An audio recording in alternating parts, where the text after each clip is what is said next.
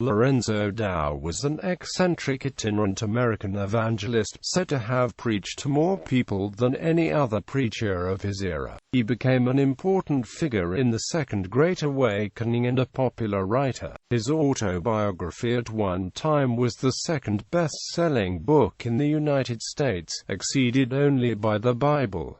Early life. Born at Coventry, PA, Connecticut, Dow was a sickly child and was much troubled in his youth by religious speculations, but ultimately joined the Methodist faith. In 1796 he made an unsuccessful application for admission into the Connecticut Conference, but 2 years later he was received, and in 1798, despite the objections of his family, was appointed to be a circuit preacher on a probationary basis to the Cambridge circuit in New York. During the year he was transferred to Pittsfield, Massachusetts, and afterward to Essex, Vermont, but remained there only a brief time. A man on a mission, Dow made 3 visits to Ireland and England in 1799, 1805 and 1818, and by his eccentric manners and attractive eloquence drew after him immense crowds. He took what he believed to be a divine call and crossed the Atlantic Ocean to preach as a missionary to the Catholics of Ireland, and thereafter was never connected officially with the ministry of the Methodist Church, though he remained essentially a Methodist in doctrine. He introduced camp meetings into England, and the controversy about them resulted in the organization of the Primitive Methodist Society. In 1802 he preached in the Albany region of New York against atheism, deism, Calvinism and Universalism. He passed the years 1803 and 1804 in what was then the Mississippi Territory, delivering the first Protestant sermon within the bounds of those future states.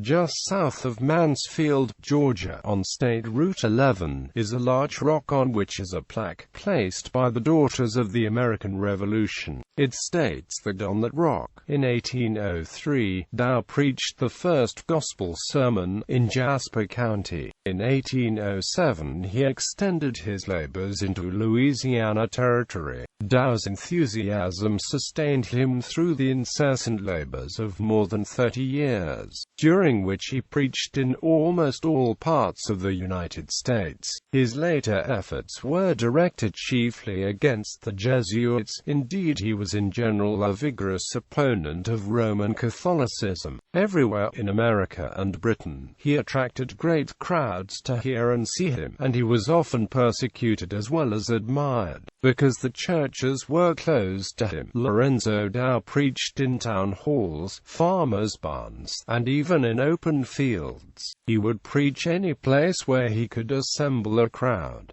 He preached to Methodists, Baptists, Quakers, Catholics, and atheists alike. He liked to appear unexpectedly at public events, announcing in a loud voice that exactly 1 year from today, Lorenzo Dow would preach on this spot. He never disappointed his audiences. He always appeared exactly 365 days later at the appointed place, usually met by huge crowds. Dow's public speaking mannerisms were like nothing ever seen before among the typically conservative churchgoers of the time. He shouted, he screamed, he cried, he begged, he flattered, he insulted, he challenged people and beliefs.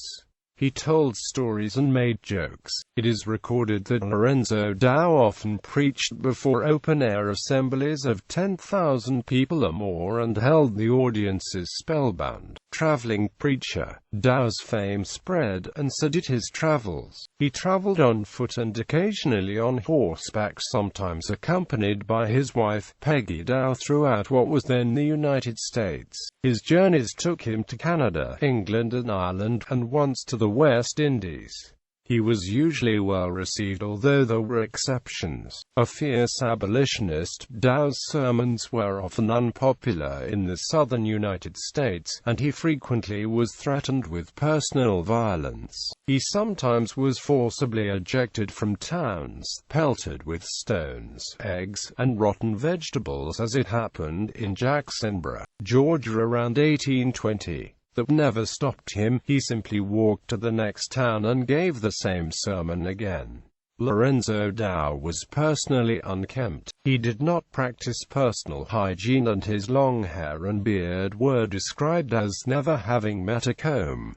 He usually owned one set of clothes, those that were on his back. When those clothes became so badly worn and full of holes that they were no longer capable of covering him, some person in the audience usually would donate a replacement.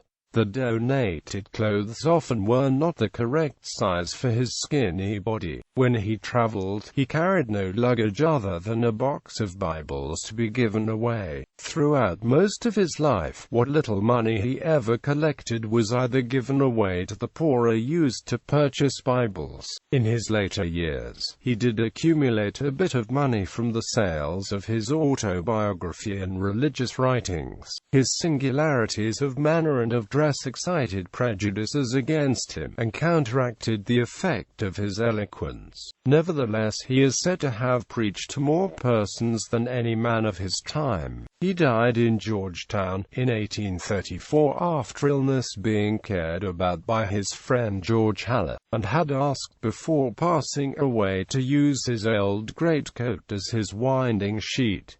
He was placed to rest at Holmed's burying ground. A headstone with an epitaph that he personally selected was placed on his grave. A Christian is the highest style of man. He is a slave to no sect, takes no private road, but looks through nature up to nature's God. In 1887, when Old Holmed Cemetery was about to be abolished, William Wilson Corcoran donated money, and Dow was disinterred and moved to Oak Hill Cemetery, near Georgetown. Remembrance. His influence and popularity during his life led to many children of the early 19th century, especially on the American frontier, to be named after him. His autobiography became a bestseller, and the 1850 U.S. Census counts Lorenzo as one of the most popular first names in America. Family. His wife, Peggy Dow, was almost as eccentric as her husband.